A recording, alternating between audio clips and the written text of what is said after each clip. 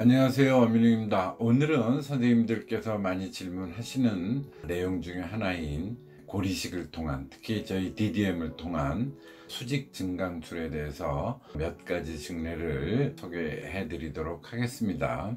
수직 증강술의 디펙트 종류가 월이 살아있는 경우에는 별 문제가 없겠습니다만, 월이 없는 경우, 익스트라 스켈레탈 사이트로 저희가 분류하죠. 없는 경우에 어려운 점이 있고, 특히 저희 DDM의 경우는 배리어 멤브레인을 사용하지 않으므로 배리어 멤브레인 없이 월이 없는 경우 수직 증강술이 어떻게 잘 이루어지는지 한번 저희 증례로 소개해 드려 보도록 하겠습니다.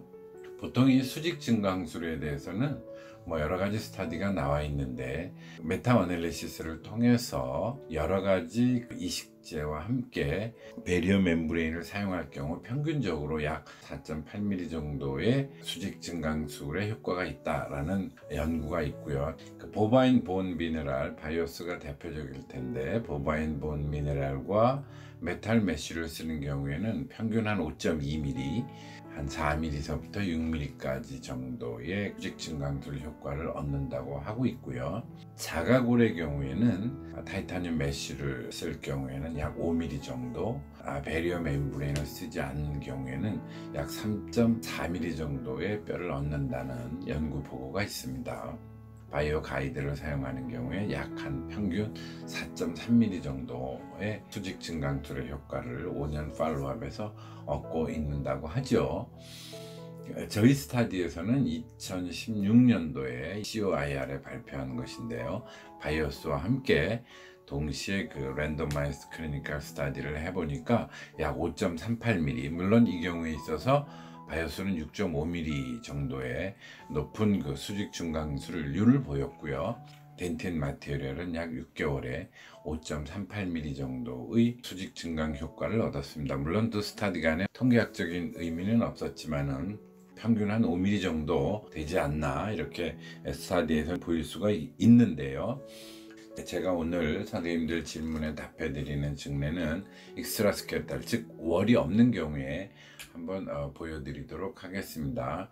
상악 우측 제2대구치죠. 발치하고 약 9일 후에 리엔트리 하였습니다. 발치한 후에 운드 컨트랙션 된 모습이고요. 플랩을 열었을 때 바칼 쪽에 본이 수직적으로 많이 녹아내린 양상을 보이고 있고, septal 쪽에 임플란트를 심고 임플란트 나사산이 약 4개 내지 5개 정도 오픈된 걸 볼 수가 있습니다.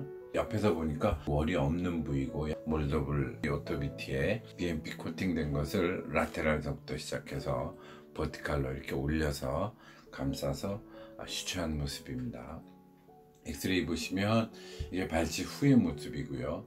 실제로 이제 팔라탈 월에 맞춰서 임플란트를 식립하였고, 코티칼 본의 보도가 보이고, 이렇게 버티칼 오그멘테이션 한 에어리어입니다.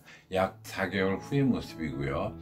보더라인이 리모델링 되면서 약간 흡수되는 모습을 보이면서 이식했던 이식제가 녹는 부위도 있고 라디오백하게 변하는 부위도 있죠. 이쪽 네거티브 이미지에서 보시면 넥 에어리아에 잘 붙어있는 DDM 마테리얼을 볼 수가 있겠습니다. 그래서 이식하고 12개월 후 이미 프로비조날은 올렸는데요. 넥 에어리아의 팔라탈 에어리아와 같이 코티칼 본을 형성함과 동시에 이 코티칼 본은 캔서러스 본의 서포트를 잘 받고 있습니다. 그리고 이게 17개월 때의 모습입니다. 넥 에어리아의 코티칼 본은 점점 라디오백하게 두꺼워져 있고, 아직 리모델링, 즉 캔서러스 본은 완성되지 않은 상태입니다.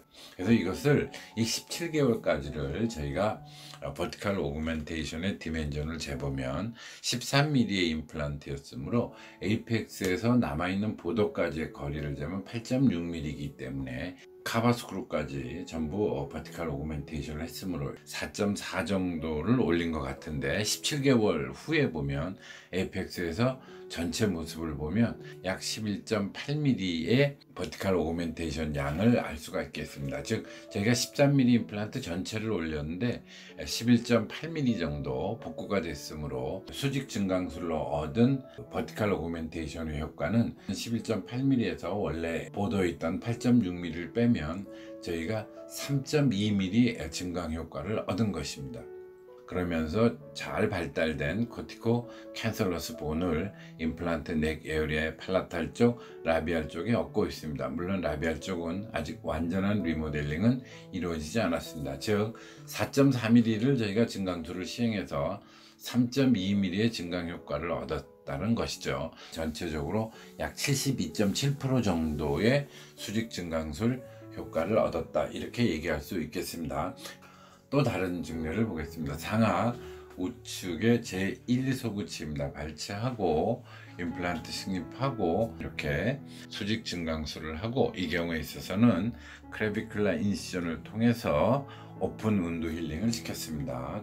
좌측이 발치하기 전의 모습이고요. 13mm 임플란트를 식립하고 버티컬로 오그멘테이션을 시행한 경우입니다. 보시면 라비알 쪽과 팔라탈 쪽의 보도가 보이시죠. 임플란트 넥 에어리아 쪽에 증강된 덴틴 파티클이 보입니다. 그래서 이 보더라인과 이펙스까지의 거리를 재면 약 4.6mm죠.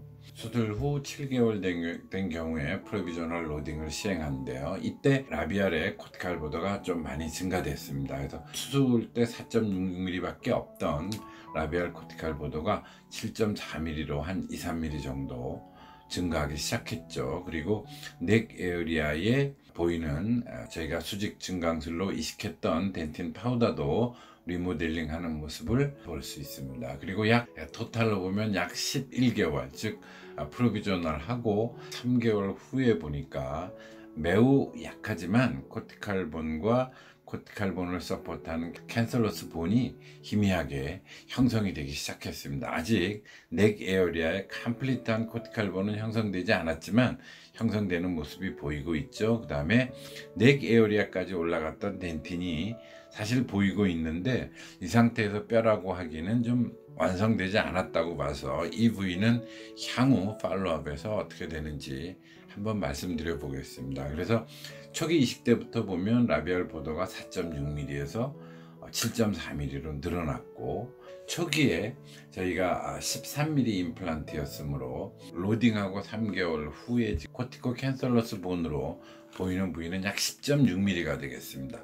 원래 라비알 보도가 4.6mm였으므로 저희가 약 6mm 정도의 이식 효과, 수직 증강술의 효과를 얻을 수가 있었고, 그 다음에 저희가 이 13mm 전체에다가 수직 증강술을 하였으므로 저희가 실제로 이식한 수직 증강술한 뼈의 높이는 8.3mm였는데 지금 11개월 정도 지나서 실제 저희가 얻은 수직 증강술의 효과는 6mm다. 수직 증강술을 한 대비해서 얻은 것은 약 71.4%라고 이 증례는 정리할 수 있겠습니다. 다음에 상하 가측 제1, 2 대구치로 가겠습니다. 발치하기 전에 24번, 25번 모습입니다. 라비알본이 거의 다 녹아있는 모습이죠. 발치 후 약 4주 지나서 플랩을 열었습니다. 사실은 월 디펙트가 돼야 되는데 볼륨 디펙트에 해당하는 자리만 남아있고 라비알 쪽은 거의 흡수된 모습을 보이고 있죠. 그래서 팔라탈에 프랩하고 임플란트를 심었습니다. 앞 임플란트는 약 5개 내지 6개의 나사산이 노출됐고, 뒤에 제2대 소구치에는 7개 내지 8개의 나사산이 노출되었습니다. 그래서 통상적으로 덴틴 파우더로 알베올라본 프라퍼에 그라프트를 하고, 라비알 월 리페어는 이렇게 루트 블록을 반으로 수직 절개해서 피면 라비알에 커버할 수 있는 모양이 나오죠. 그래서 파우더와 블록에 환자의 블러드와 함께 웨터빌리티를 설명드리려고 하고 있죠. 이렇게 수직 증강술을 하면서 많은 볼륨을 증강해야 될 경우에는 릴리징 인시전이 매우 중요하죠. 그래서 페리오스팀을 안쪽에서 쭉 박리를 하고, 여기는 스카가 많아서 그런지 굉장히 페리오스팀이 두꺼웠습니다. 그래서 인시전하고 릴리징을 해보니까 좀 늘어나죠. 그래서 덮었더니 덴틴 파우더와 블록을 다 품을 만한 볼륨이 안 돼서 말씀드린 엄스 인시전을 사용했습니다. 엄스 인시전을 통해서 충분히 텐전 프리 시초가 될 수 있도록 하고 오클루절부터 시초했습니다. 지금 이 모습은 또 많은 선생님 질문하시는 게 블록일 때 고정하는 것인데, 덴틴 블록 자체가 콜라제너스 네이처라서 이렇게 환자의 피와 좋은 웨더빌리티로 인해서 피를 흡수하게 되면 움직이지 않는다라는 걸 보여드리기 위해서 이렇게 시추하고 들어서 제자리에 있는 덴틴을 보여드렸습니다. 그래서 시추하고 엄수 인시전 오픈한 상태로 넣는 모습입니다. 디스탈은 어댑테이션이 잘 됐으므로 굳이 시추하지 않고 그대로 놔두죠. 엑스레이 팔로우업을 보시면 여기 보더라인이 있고 라비알 월과 함께 덴틴으로 수직 증강출하는 모습이 이렇게 보이고 있습니다. 그래서 라비알 보더의 고경은 약 에이펙스에서부터 6.0mm인데 술 후 5개월이 지나자 라비알 보더가 덴틴 파우더와 블록과 융합 및 리모델링을 시작해서 약 7.9mm, 약 7mm 이상으로 늘어나기 시작했습니다. 그리고 14개월이 지나니까 아직 완성되진 않았지만 코티칼 본이 약 11.4mm 정도로 4개월에까지 올라온 게 보이시죠? 이 임플란트는 11.5mm입니다. 그래서 11.4mm 정도까지 올라와 있는 모습을 이렇게 볼 수가 있습니다. 물론 코티칼 본의 경계는 있지만 아직 완성되지 않고 현재 왕성하게 리모델링 하고 있는 중입니다. 소구치를 보자면 여기가 라비알 보더에 해당합니다. 코티칼 본의 보더에 해당하고 이 부위가 저희가 월 리페어와 함께 덴틴 파우더를 이식한 부위입니다. 11.5mm 임플란트에 라비알 보더가 약 4.0mm로 보이는데 5개월에 제2 소구치는 9.8mm가 되었고 14개월에도 이 9.8mm를 그대로 유지하고 있습니다. 더 이상 올라오진 않았네요. 즉 팔라탈 사이드와 비교해보면 약간 덜 올라온 게 보입니다. 하지만 코티칼 본과 캔서러스 본은 잘 발달되고 있습니다.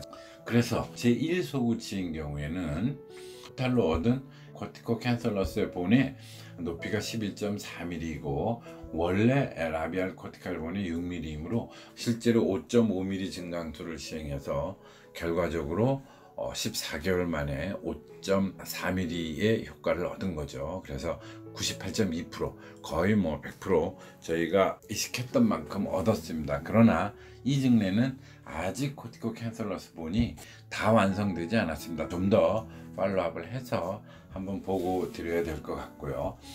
제2 소구치인 경우에는 저희가 토탈 얻은 게 9.8mm 밖에 안 됩니다. 초기 라비알 코티칼 보더가 4.0mm였으므로 저희가 실제로 얻은 수직 증강술의 높이는 5.8mm입니다. 즉 퍼센트는 낮지만 24번보다 훨씬 더 많은 양을 얻었죠. 저희가 11.5mm를 실제로 다 했으므로 실제로 저희가 이식한 양은 7.5mm인데 결과는 5.8mm 증가한 것으로 나타났습니다. 그래서 제2소구치는 토탈 효과는 77.3%를 얻었다.